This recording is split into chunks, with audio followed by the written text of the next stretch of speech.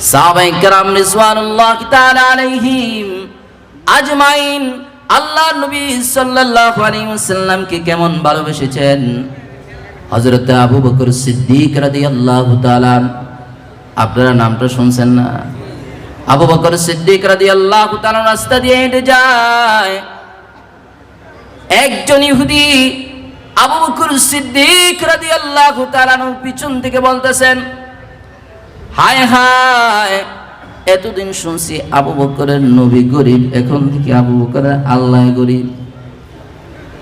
আবু বকর রাদিয়াল্লাহু তাআলা কোনো জবাব দেয় না, কারণ তিনি নরম মেজাজের মানুষ না গরম মেজাজের মানুষ? জোরে বলেন। নরম মেজাজের মানুষ কোনো জবাব দেয় না।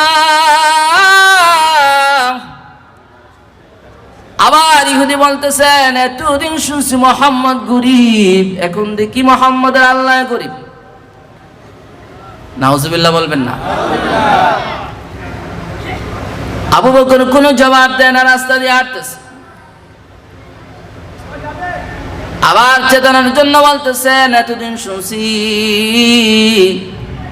আবু বকরের বন্ধু মুহাম্মদ গরিব, এখন থেকে আবু বকরের আল্লাহ গরিব। এবার আবু বকর সিদ্দিক রাদিয়াল্লাহু তাআলা আনহুর ভিতরে শক্তি আছে না নাই?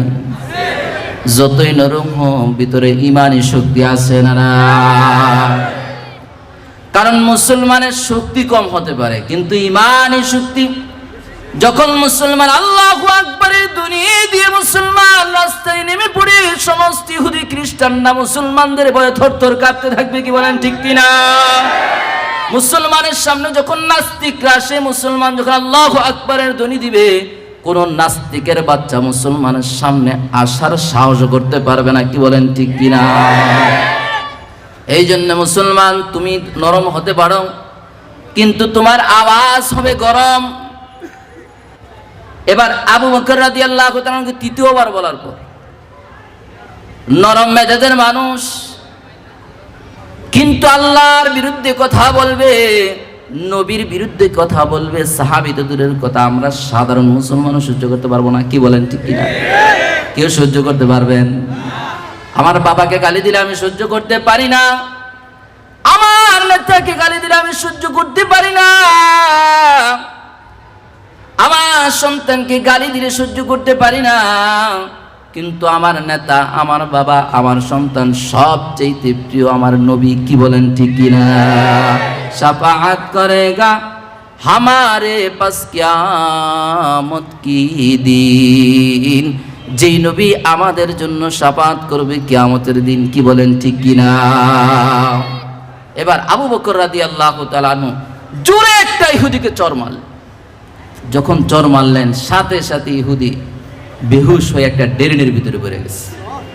সুবহানাল্লাহ বলবেন না? এবার ইহুদি চিন্তা করছে, নরম মেজাজের মানুষ যেহেতু গরম হয়ে গেছে, এখন যদি উঠি তাহলে তো আমার অবস্থা 12টা বাজে। ইহুদি বাং করে শুয়ে আছে ড্রেনের ভিতরে। এদিক দিয়ে আবু বকর সিদ্দিক রাদিয়াল্লাহু তাআলা যখন বাড়িতে চলে গেলেন, ইহুদি চিন্তা করলেন এর প্রতিশোধ কিভাবে নেওয়া যায়। তো মুহাম্মদের কাছে যখন বিচার দিব, তখন মুহাম্মদ তো কোনো দিন ন্যায় ইনসাফের বাহিরে বিচার করবে না, ইনসাফ সুলভ বিচার করবে। সুতরাং যা, আবু বকরের নামে আজকে বিচার দিয়ে দিই মুহাম্মদের কাছে। আল্লাহ নবী সাল্লাল্লাহু আলাইহি সাল্লামের দরবারে গেলেন। নবীজির দরবারে যাওয়ার পরে ইহুদি বলতেছেন, হে মুহাম্মদ, তোমার আবু বকর আমার গালে জোরে চড় মেরেছে, আমি অনেক ব্যথা পেয়েছি, সুতরাং আমি এর বিচার চাই। নবীজি বললেন, হায় হায়, তুমি কি আবু বকরকে চিনো? বলে, হ্যাঁ চিনি।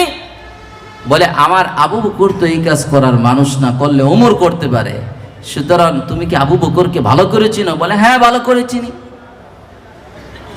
সাহাবায়ে কেরামকে বললে, আবু বকরকে ডাকো। আবু বকর কোথায়? আবু বকরকে ডাকো। সাহাবায়ে কেরাম আবু বকর রাদিয়াল্লাহু তাআলা আনহুর বাড়িতে গেলেন। যাওয়ার পরে আবু বকরকে ডেকে নবী আলাইহিস সালাতু ওয়াস সালামের মজলিসে আনলেন। যখন আবু বকর এসে দেখলেন ইহুদি বসা, আবু বকর রাদিয়াল্লাহু তাআলা গরম করে বলতেছেন, ইয়া রাসূলুল্লাহ, আপনি আরেকটা অনুমতি দেন, ইহুদিকে আরেকটা ঝড় বসায় দিই। সুবহানাল্লাহ বলেন। নবীজি বললেন, আমার এতক্ষণ সন্দেহ ছিল থাপ্পড়টা কি আবু বকর দিয়েছিল নাকি ওমর দিয়েছিল, এখন আর কোনো সন্দেহ নাই। আবু বকর কেন থাপ্পড় দিয়েছো বলো।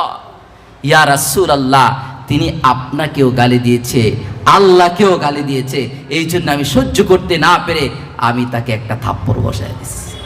সুবহানাল্লাহ বলবেন না? আবু বকর, তোমার সাক্ষী কে? বলি, ইয়া রাসূলুল্লাহ, সেখানে আমি আর ইহুদি ছিলাম, আর কেউ ছিল না, আমাদের তো কোনো সাক্ষী নাই। আবু বকর, যদি সাক্ষী উপস্থিত করতে না পারো তাহলে শাস্তির কাঠগড়ায় দাঁড়াতে হবে। সেখানে কি কোনো সাক্ষী ছিল বলেন? সেখানে কোনো সাক্ষী ছিল না। আবু বকর রাদিয়াল্লাহু তাআলা নবীজিকে বললেন, ইয়া রাসূলুল্লাহ, আপনি আমাকে একটা দিন সময় দেন, আমি দেখি সাক্ষী উপস্থিত করতে পারি কিনা। কিন্তু তিনি তো জানে সারা রাত্র কান্না করে আল্লাহ পাক রব্বুল আলামিনের কাছে সব কিছু বলবে, পরের দিন সাক্ষী নিয়ে আসবে কাকে? জোরে বলেন।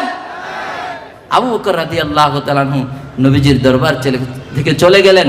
আল্লাহ নবী সাল্লাল্লাহু আলাইহি সাল্লাম আবু বকরকে একদিন সময় দিলেন। রাত্র যখন গভীর হয়ে যায়, আবু বকর সিদ্দিক রাদিয়াল্লাহু তাআলা রাত্রেবেলা উঠে আল্লাহ পাক রব্বুল আলামিনের দরবারে কান্না শুরু করছে। আল্লাহ, আপনি তো জানেন আমার তো কোনো সাক্ষী নাই, আর আগামীকাল যদি আমি সাক্ষী উপস্থিত করতে না পারি তাহলে তো ইহুদি আমাকে শেষ করে দিবে, আমার শাস্তির কাঠগড়ায় দাঁড়াতে হবে। মালিক, আপনি আমার সাক্ষীর ব্যবস্থা করে দেন। সারা রাত্র কান্না করতে করতে শেষ। সকাল যখন হলো, ফজরের নামাজের পরে নবী আলাইহিস সালাতু ওয়াস সালাম সাহাবায়ে কেরামের দিকে তাকিয়ে বসলেন। বসার পরে সর্বপ্রথম বললেন, আবু বকর, তোমার সাক্ষীর ব্যবস্থা হয়েছে, অন্যথায় তুমি কাঠগড়ায় দাঁড়াও। কারণ তিনি ন্যায় ইনসাফের নবী। কি বলেন, ঠিক কিনা? নিজের দলের লোক বলে সব কিছু খুব, সব মাপ, 7 খুন মাপ, সব মাপ। তিনি এমন নবী নয়। কি বলেন, ঠিক কিনা? নিজের দলের লোকেরও তিনি বিচার করতে পারেন। আবু বকর, সাক্ষী উপস্থিত করো। ইয়া রাসূলুল্লাহ, আমি তো কোনো সাক্ষী উপস্থিত করতে পারি নাই, তাহলে তুমি বিচারের কাঠগড়ায় দাঁড়াও। সাহাবায়ে কেরামকে বললেন, তার জন্য শাস্তি লেখো। সাহাবায়ে কেরাম খাতা নিলেন, সাহাবায়ে কেরাম লেখার জন্য ব্যবস্থাপত্র যা কিছু প্রয়োজন সব কিছু নিলেন।